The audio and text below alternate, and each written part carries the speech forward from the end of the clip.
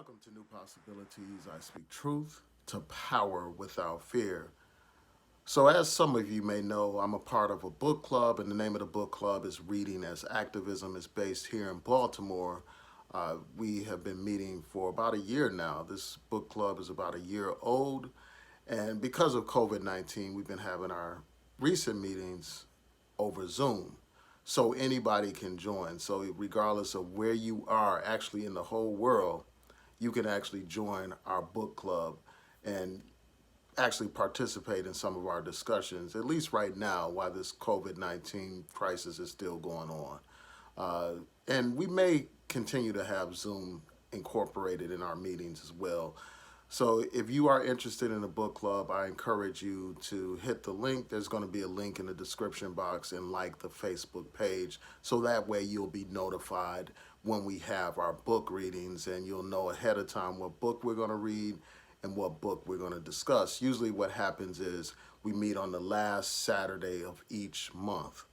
So I hope that you all can like that Facebook page so that you can join us, join the discussion. You know, it's great to be a part of a group where you're meeting and talking about important books and just sharing ideas, talking about things that actually matter.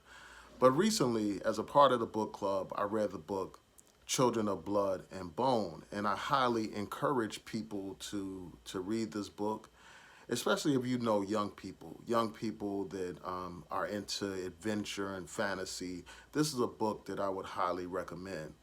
It's similar to books such as Lord of the Rings, Harry Potter, other types of fantasy books. And the thing that's great about this book is it's based in Africa. It's based in Nigeria. So it's a book that has a lot of positive images and negative images of black people.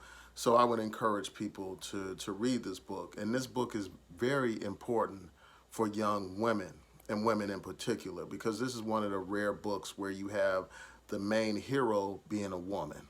And you have a lot of positive, strong images of black women in this book. So that's another reason why I would encourage people to read this book. In a lot of ways, it reminds me of Black Panther in terms of the African themes in the book, in terms of the prominence of black women.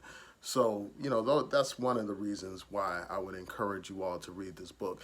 And just to provide you with some basic background information about the theme of the book, the plot of the book, uh, this is a world where a group of people have been oppressed. There's a group of people called diviners that are born with magical abilities. And when they manifest those abilities, they're referred to as magi. So you have this king who decided that he wanted to stop all magic in the kingdom out of fear of these people, these diviners and magi. In the story, it talks about how the magi and the diviners actually abused their power. They had magic and they abused it. At first it was a positive thing and then they used it to dominate others, at least according to one perspective in the book. So because of that, this king decides that he's going to end magic so that he doesn't have to fear these people that have magic.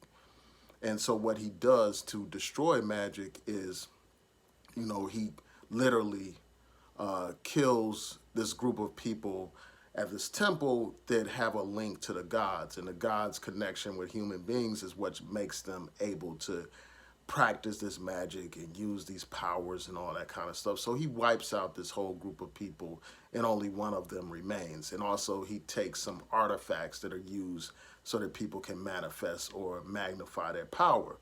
So because of that, this whole magic is basically wiped out. You have people that have limited powers, even after that. But these people no longer had their magic. And one thing that I have to point out is that this group of people, these diviners, one of the things that makes it clear that they are diviners is their hair. The people that have this power, that are born diviners, have white hair. So that makes them stand out as a group of people. Now, after their magic is wiped out, these groups of people, these diviners, are subjected to oppression in this world. They're referred to as maggots. They are enslaved in some cases and oppressed. And after this particular king wiped out these intermediaries, like this group of people that have the connection to the gods and connect them with the diviners, after he wipes out their connection to the gods, he actually raids these communities and wipes out a lot of the adult diviners. So, after he wipes them out, most of them, he oppresses them and he becomes like a dominant figure, a dictator, much like a lot of these dictators that we see around the world, in particular in Africa. Another thing is these, these oppressors, this particular king and his soldiers basically oppress various communities, much like how police oppress black communities today, but on a much higher scale. So this story has a lot of themes in it. One of the things that I liked about this particular story is just how action-packed it was. Like, this was literally a page turner. Every chapter, was linked to another chapter. And it's like, I did not want to put this book down. That's how engaging it was. That's how entertaining it was. And then also it dealt with important themes, like the connection between human beings and the divine. And it talked about, when you look at these themes, I think that there are larger lessons in here. Like, the fact that people were cut off from the divine, and that made them basically lose their magic. And you could view magic as somebody's potential. And another thing is this, like this oppressed group of diviners, in many ways, they remind me of the African American. Like, although we descend from greatness, and we hear the term black girl magic and all that kind of stuff, although we descend from greatness, in many ways we've been cut off from that greatness. Just like this group of people were cut off from their gods and cut off from their magic. And we have literally been cut off from our traditional beliefs, our traditional customs and all that kind of stuff. So in many ways, we are like this group of people that were oppressed in the book. These people, again, were referred to as maggots. And you know what? A maggot is a despicable bug. You know what I'm saying? It's disgusting.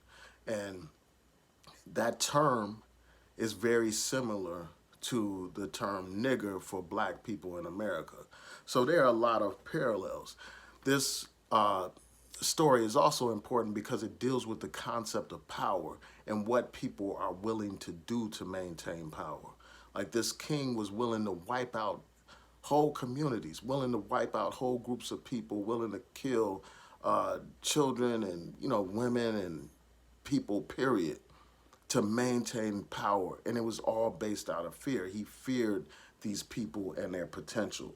So that's one thing that I had to discuss in this. So yeah, I encourage you all to check out the book. I'm really interested in hearing from the people who actually read the book. One thing that I found very interesting about this book is just like all the plot twists. Like, at one moment, you have the prince. I'm going to outline some of the key characters. So you have this prince. You have the king, the brutal, oppressive king. You have Zelie, I think her name is Zelie. She was the main character. She is a diviner. She was born with white hair and the potential to unlock magic.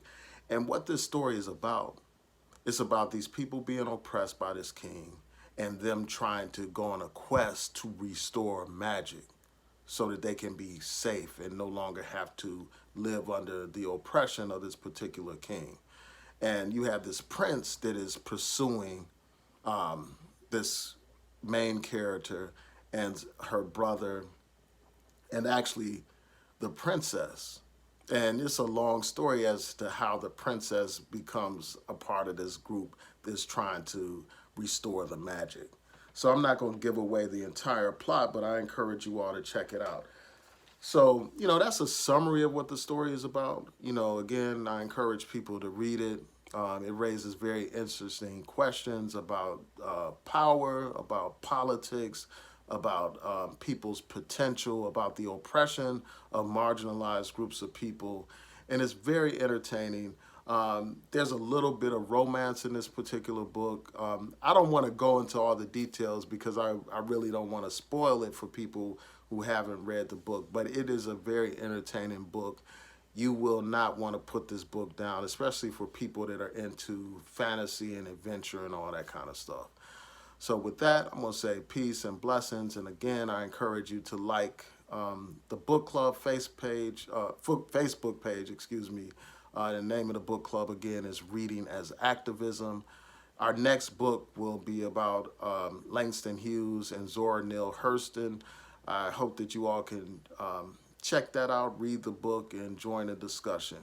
So with that, peace and blessings, everyone. Please rate, comment, subscribe, like the video, share the video, hit that notification bell so that you'll know when I post new content on here. Peace and blessings. Have a great day.